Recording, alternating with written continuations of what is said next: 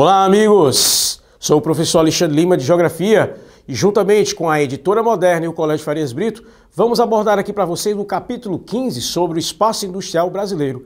A indústria brasileira tem uma história que já inicia ali no século XIX, mais especificamente no final do século XIX, e ela vai se intensificar muito no século XX.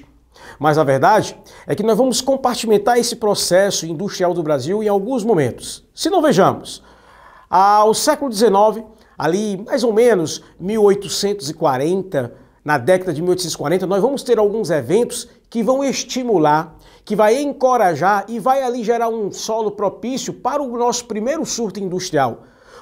Pois nesse momento aí da história, em 1840, nós vamos ter ali no caso a Lei Eusébio de Queiroz, onde essa Lei Eusébio de Queiroz, ela se consiste ali no fim gradativo do trabalho escravo, do tráfico de escravos. Fato esse que vai gerar ali um vazio, né, ou um vácuo de mão de obra a ser preenchida. E esse vácuo vai ser preenchida por muitos europeus que nesse mesmo período histórico vivem ali uma certa crise na Europa, em função da segunda revolução industrial, que a princípio gerou desemprego. E essa Europa, digamos, tendo ali uma emigração, o Brasil foi escolhido como sendo uma boa aposta. E aí você já vai colocar aí, né, vários fatores. Um momento não muito positivo, a Europa vivendo ali sua crise existencial diante de uma segunda revolução industrial. Um Brasil que vivia o auge do café, um Brasil que vive ali o gradativo fim do tráfico de escravos, do trabalho escravo. Então tudo isso fez com que esse surto imigratório aqui no Brasil acabasse ali gerando no Brasil aquelas indústrias, ou pelo menos aquelas indústrias que a gente fala que exige, demanda ali menos volume de capital, que são as indústrias de bens de consumo não durável no caso, ok? Bem, aí nós já vamos ter no século XX uma intensificação dessas indústrias, irão aumentar, irão proliferar o número de indústrias de bens de consumo não durável, de bens de consumo durável, as indústrias que vão dar base para a indústria de bens de capital, que no caso são a indústria de bens de produção. Aí, nesse caso, a gente pode pontuar aqui alguns fatos históricos, alguns momentos históricos que vai propiciar esse segundo surto de industrialização do Brasil no século XX. Hein? O primeiro foi lá no final do século XIX. O que é que vai acontecer? O século XX inicia ali com a Primeira Guerra Mundial, tá? Depois nós vamos ter a Segunda Guerra Mundial. É bom lembrar que diante da Primeira Guerra Mundial, nós vamos ter ali um cenário existente ali nos Estados Unidos, em função dessa guerra, a chamada crise de 29, por motivos que você pode ali visualizar nos primeiros capítulos do nosso conteúdo de segundo ano, as causas da crise de 29. Essa crise de 29 vai fazer com que os Estados Unidos contenham a importação de café do Brasil.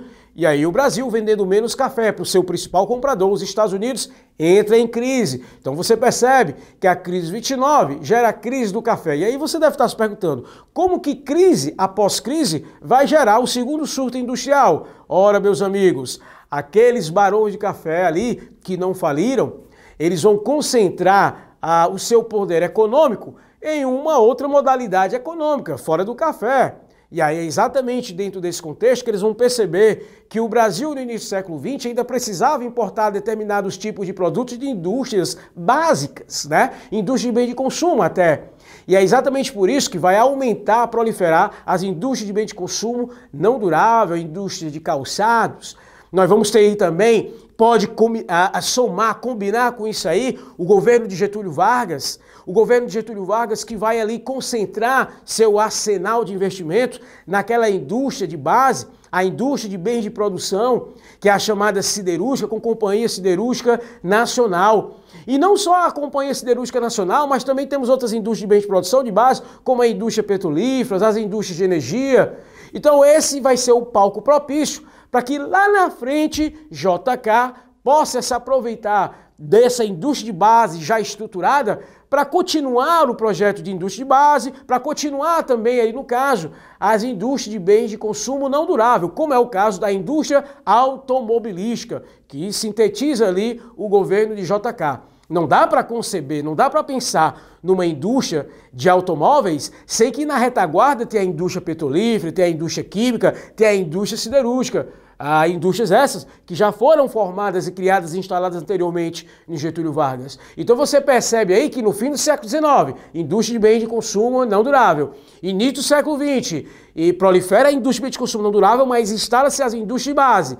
Já no JK, metade do século XX, as indústrias de bens de consumo durável, a indústria automobilística. Então fecha aí esse tripé, né, pessoal? Indústria de consumo não durável, indústria de base e indústria de consumo durável.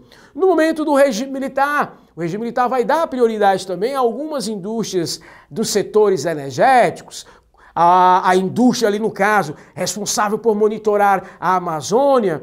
As indústrias do setor energético, a gente pode ali situar alguns casos, como a indústria de energia binacional, a usina de Itaipu, a usina de Angra, que tem como matéria-prima ali a fonte nuclear, que aí no caso é para fins pacíficos. E aí a ONU vem periodicamente vistoriar essa usina, tá?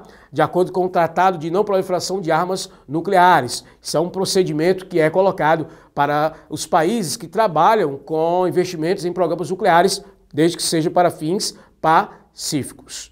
Então o Brasil hoje, ele fez toda uma estrutura industrial que privilegiou, beneficiou uma região em detrimento às demais. Você visualiza aí agora no seu mapinha, onde nós temos na região sudeste uma região que está concentrando a cor vermelha. É exatamente por isso, pessoal, porque se você for olhar na história, como eu falei há pouco tempo atrás, tá? A questão de Getúlio Vargas, a questão do JK, e aí nós tivemos também o café, que viabilizou financeiramente, que criou a infraestrutura também nessas regiões, ajuda a gente a entender por que o Brasil apresenta um parque industrial concentrado na região sudeste. É claro que os governos, né, ao longo do final do século XX, vão tentar atenuar essas diferenças, tá? Essas disparidades regionais, criando as superintendências regionais, como a Sudam, como a Sudene, como a Sudeco, superintendências essas que criaram equipamentos, que criaram instituições financeiras e técnicas para poder dinamizar a economia, para poder ali fertilizar a indústria também nessas regiões e para que a gente não pudesse dizer que há uma concentração só na região sudeste. O fato é que no final do século XX para o século XXI, algumas regiões do Nordeste, alguns estados do Nordeste vão sim ter ali um significativo crescimento industrial. Fato esse que pode ser refletido, né, nas migrações de retorno, daqueles nordestinos que um dia foram para o Sudeste e agora estão voltando para a região Nordeste, né? Aí em meio a esse crescimento industrial que consequentemente demanda mais mão de obra. Então o fato é que o Brasil hoje é um país industrializado, embora apresente muitos gargalos, muitos desafios a serem superados. É o caso da nossa logística, é o caso da carga de impostos. Então o Brasil é o que nós chamamos de custo Brasil, é custo, há um custo muito alto a indústria produzir aqui e esse é um desafio que o país precisa superar para que ele possa ali entrar na zona de competitividade, tá?